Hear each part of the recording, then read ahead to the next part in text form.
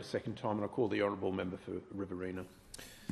Twice I have been in the ABC studio being interviewed by Greg Jennett opposite the Assistant Minister for Trade, Senator Tim Ayres, when the topic of child safety and the internet arose. And on the first occasion, it was when the South Australian Labor Premier, Peter Malinauskas, announced that he was going to put a bill similar to this in place in his state.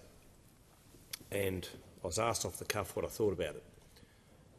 And sometimes you get blindsided in a presser, in a media conference, about things that have just arisen. And yet, when it's good legislation, when it's good for society, you don't mind backing it in, even though it might come from the other side. And I know Mr Malinauskas reasonably well, and I know he was concerned enough to put forward this particular motion at the time for South Australia. And I welcomed it. And I said, when it is good legislation, it should be supported, and I'm sure that the South Australian Liberals will give it the credit it deserves. And just yesterday, again, I found myself in the studio when I was asked the question about this particular federal legislation before the House today. And put on the spot, I said, well, don't necessarily ask me this question about this, but ask the parents of those young people who have been bullied to the point where they felt it necessary to take their lives. What would they think?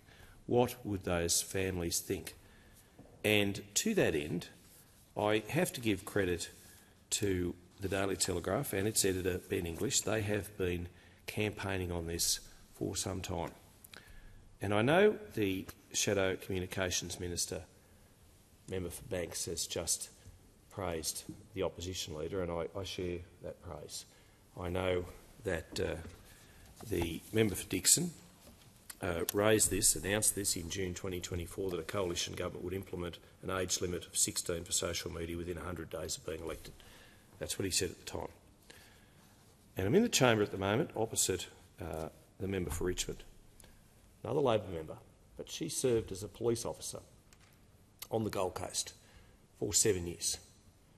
Not an easy beat. She would know, as do we all do, as I look around this chamber, every one of us is a parent. And the first order of being a parent is to look after your kids. The first order of a police officer is to protect your community. And this is what this legislation is about. Is it perfect? No. But sometimes you have to let the perfect go to achieve the good. And there is a lot of good in this legislation. But to be honest, and I'm not being political, I'm a little surprised and disappointed that the speakers list is full of only coalition and crossbench speakers. I would have liked, expected, hoped that government members would have come in to speak about this, because this is too important not to get up on your feet and go to your microphone and to talk about, not just for yourselves, not just for your own family, but for the communities you serve. It is important legislation. I mentioned before the campaign that the Daily Telegraph has been running, and in particular they have been doing a documentary. They've been following a campaign called Charlotte's Wish. And if you watch the video, if you read what that poor little girl, Charlotte O'Brien, 12 years old, 12 years young, 12 years young, who asked that her story be told to stop bullying and save lives. And in a 2-month investigation, the Telegraph interviewed 8 families who've lost children to suicide in the face of bullying, and dozens of other people whose lives have been ripped apart by the devastating impact. And so for all of those people who will contact our officers, who will say you're siding with Labor, who will say that children who are age 14 or 15 should be able to have social media. Think of Charlotte O'Brien. Think of those parents who, particularly this Christmas and every Christmas from now on, will have an empty chair at their table. They will never, ever be able to live their lives as they would have otherwise once done. They will always have that hole in their heart, that emptiness in their soul, because they have lost a child.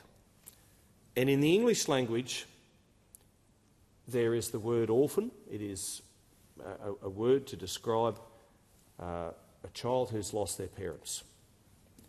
There is the widow and widower for a spouse who's lost their loved one. There is no word in the English language for a parent who's lost a child. And do you know why that is the case? The reason that is so is because parents should not lose a child. They should not lose a child. It's not nature's way. It's not the normal thing.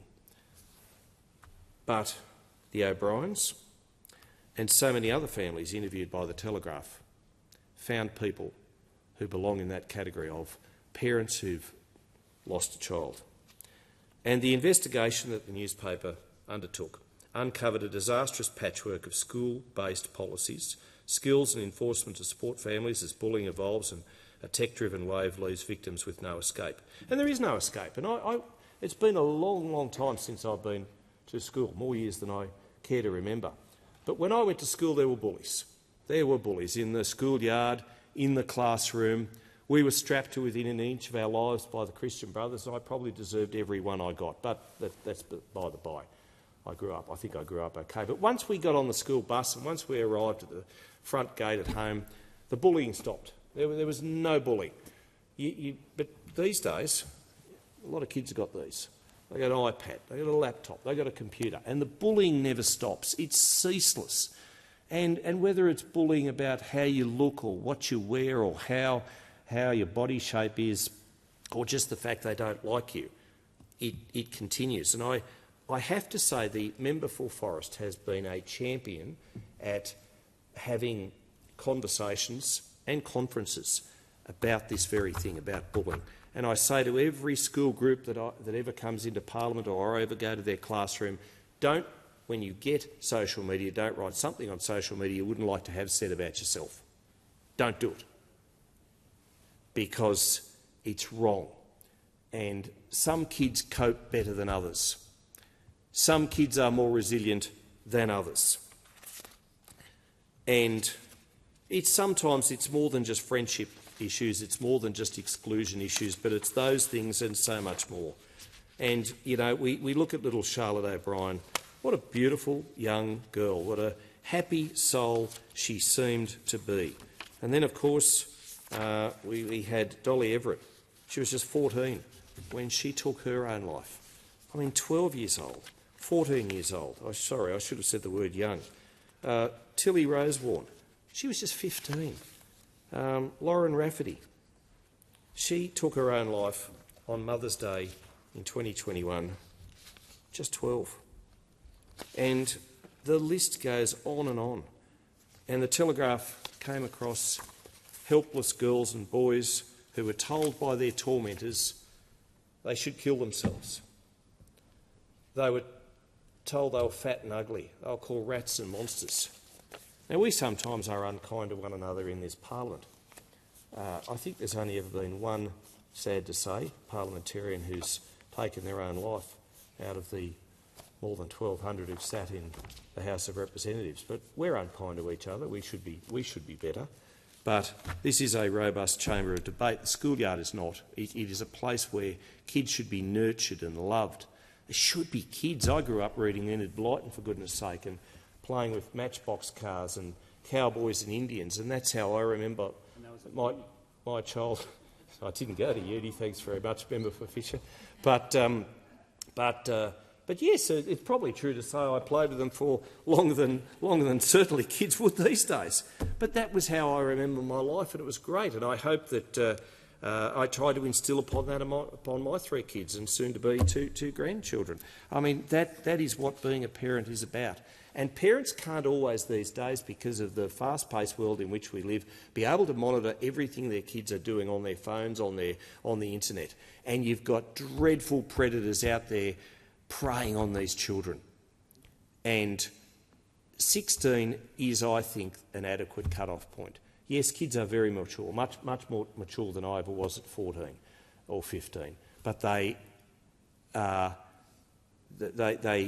16, I think, is a good starting point. Look, as I said, there is a bit about this legislation that can be improved and hopefully will be improved, and I appreciate that once passed, and it will be. Let's be honest, it may be modified in the Senate, but it will be passed. That potentially could be updated as we go on. But rest assured, whatever we decide in the House of Representatives or later on in the Senate, it is calling these big tech companies to account. They make trillions of dollars on the back of our kids, of our young ones, of vulnerable people in society, and they should be answerable. They should be accountable. As the Shadow Communications Minister quite correctly pointed out, they'll say, oh, it's all too hard, it's all too difficult for identification and all these things, but I tell you what, they can do a whole lot of other things with their technology, and I think it's just the right and proper thing to do. And like I say, they'll make all sorts of excuses, but they're making a lot of money. And you know, going back to little Charlotte, I mean, she sent a photograph of herself crying to a friend, and she wrote, "I'm sorry." Her friend, who knew Charlotte was distressed and being bullied at school, was frantic. Sorry for what, she messaged, before calling her repeatedly. Answer, please. Are you all right? Please tell me you're all right. But Charlotte wasn't all right, and she ended her life that night. Now, as I say, you look at the photographs, and many of them have been published with her parents' consent, and you look at the photos of her, and you just wonder why has that life been extinguished. Kelly O'Brien said her daughter will be with us wherever we go. Her parents have set up an online fundraiser for Kids Helpline, and that is a very good charity. If you can donate to it, please do. Parents who launched a fundraiser for this, her parents said that they would never want us to be broken by her 12-year-old daughter's suicide in the wake of that. And at her funeral service, she was remembered as beautiful and kind, and of course she was. Every kid is, and even kids who are doing the tormenting, who are doing the bullying, just need to be put on the straight and narrow.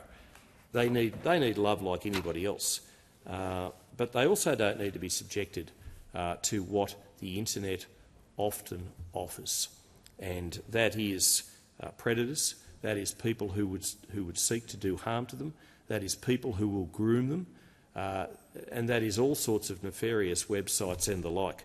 And I know even on some of those gaming sites, there is a messaging service there. We need to look at all of these aspects of the legislation. Pleasing too that Snapchat will be included, as it should, because all of these social media platforms, be it Instagram, be it Facebook, be it X, formerly known as Twitter, whatever the case might be, in the wrong hands, it can lead to tragedy. We do not want to see the sorts of tragic circumstances that we have seen, that the Daily Telegraph has so profoundly and alarmingly published in recent weeks and months. So I say again, this is important legislation. Everybody will not agree with it. People say government shouldn't be parenting our kids, and in some aspects of that I understand fully where those parents' concerns are at. But our first order of priority as parents is to look after our kids and to provide a safe and healthy environment in which they can grow up. First order of government is to protect Australian people per se and to make sure that they have the best possible society in which to live. This legislation helps to provide both. Hear, hear.